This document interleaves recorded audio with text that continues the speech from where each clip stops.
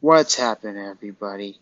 Happy Friday and happy birthday to Vika Zubak, but unfortunately, it was not a happy Friday.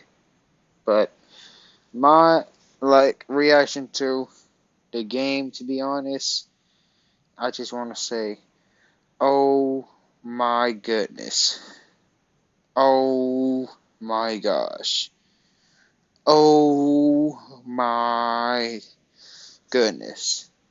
This was beyond horrible, to say the least. Oh, this was bad, alright? This was bad. This was just real bad. But let me try to summarize this game up. So, first quarter, we were it wasn't so bad. We were 20-30. Normal, I guess. Just, we played decent. Second quarter, that's when everything went down south, 14-41. Yes, you heard that right. You heard that right. Very bad. Very bad. Very bad. Very bad. And then, Tyronn Lue, he just essentially waved a red flag, a white flag, just put in the bench players, and then, yeah, it looked promising for a second, but actually it never looked promising. Just scratch that. Like, the Jazz was just killing us. The Jazz was just killing us, bro. But anyways, I'm gonna go player by player, like how I do with all my vids. So first of all, let's go with our birthday boy Vika Zubak. First of all, I just wish him a happy birthday. I know we had a really bad loss, but I just hope other than that, Zubak has a good birthday. But I know it's probably gonna be hard for that. But he just it was just pretty bad for all of us. But Zubak, he went 3 for 9, which is like for a center, it's not the most pleasant thing to have. Um, he went 3 for 9. Um, I mean, it was just rough for him. He was like the ball was just either getting knocked out of his hands or like the passes to Zubak just didn't go through, whether it's a bad pass or not. But it was just pretty rough. All right, it was just rough. Like, I don't know what else to say. I mean, Zubac did that one nice move, but other than that, it was not pretty, okay? Like, but yeah, and plus, he had 6 rebounds, which is, eh, not the best of the best, but yeah, Zubac, of course, I mean, it's definitely not just Zubac's fault, it was just the whole team, we were really off.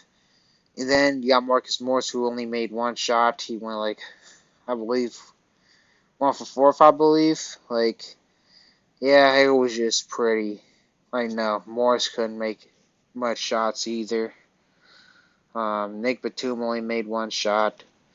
You got Amir Coffey, who went 1 for 6, just couldn't really buy a bucket. He made one shot, that's it. But he did somewhat solid of, running the point, but just, it was just real bad.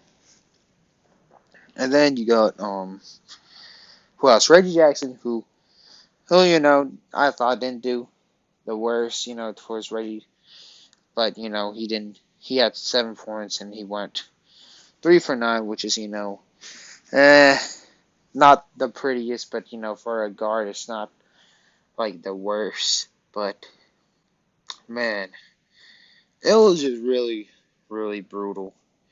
Like the best play for the Clippers was Robert Covington. Like Robert Covington was actually in the game. He was making threes, playing really good defense. He was just doing his thing. Luke Kennard, he had he had double digits, all right. He did have double digits, so I guess you can't really say. I guess I don't even know what to say, but I guess you can't say he really did too bad. But Yeah, Terrence Mann also had double digits too, so guess, Terrence Mann didn't really do bad, but we still lost. Like, whew, it was just rough. It was just rough. And Terrence Mann had lots of moments when he got frustrated, wound up getting attacked. And then you had my apologies, by the way. And yeah, Samuel Ojale, who definitely got a lot of minutes, and Ronnie Hood. Ronnie Hood, he didn't really do anything too much. Samuel Ojale, he actually looks promising. He definitely looks like he could, like, Tyronn Lue, like, should, like, give him, like, a look to cracking him into rotations at times, because, he's actually a pretty solid player. Like, he definitely shows a lot of the PJ Tucker in him. Like, he's really, like, he's a little small, alright. He's like a height of a guard, but he's very, very strong enough to play defense against power forwards. He did made some threes. He showed some solid mobility, but of course it was definitely not enough for the Clippers to beat the Jazz. Like the biggest flaws was just pretty much everything. We couldn't really buy a bucket, but we most definitely could not get any rebounds. Like we were getting out rebounded left and right. And then like our perimeter defense was just pretty bad. Like we were leaving a lot of the people like they were literally like wide open and they were just swishing all the shots, which is it was just not pretty. Like it was just no. Like we were like not really like we were just pretty much like giving up like so many like wide open shots to the Utah Jazz players and it's just no.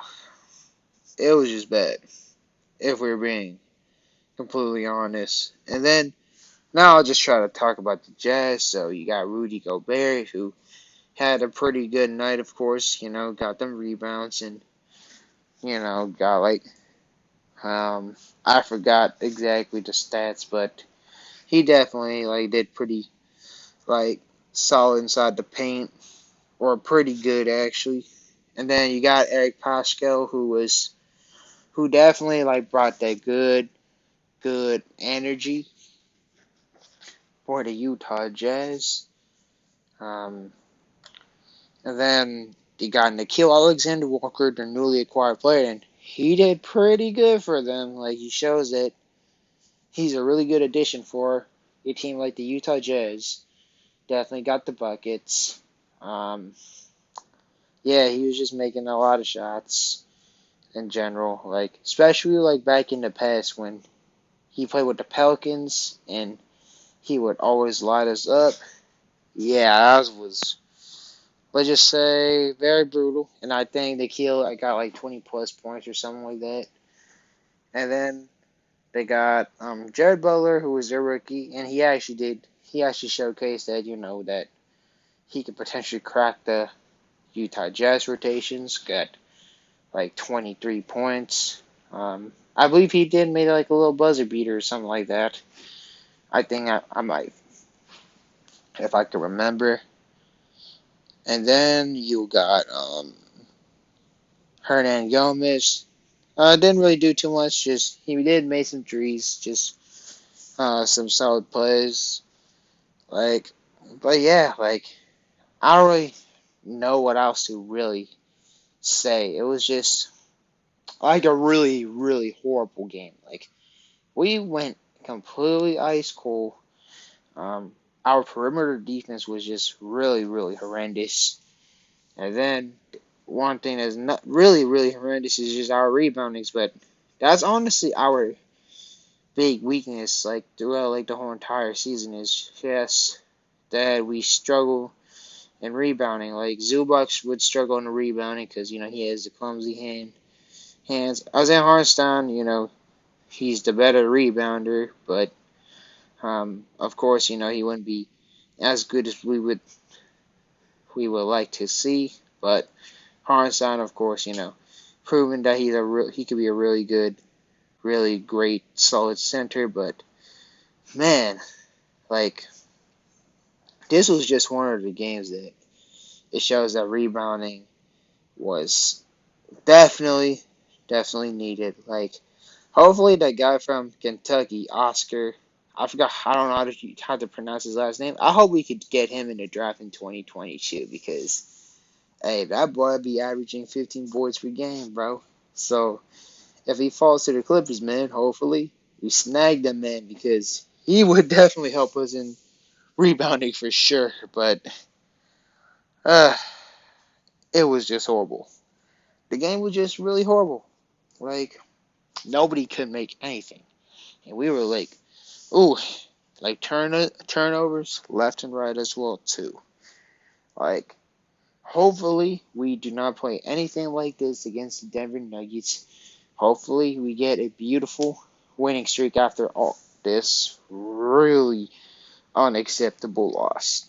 But anyways, just let me know what you think about the game in general, and be sure to leave a like, comment, and subscribe. And as usual, I'll try to get y'all in the comment sections. And as y'all know, have a great night. And boy, we better get it. We better bounce back, bro. We better bounce back. We better bounce back.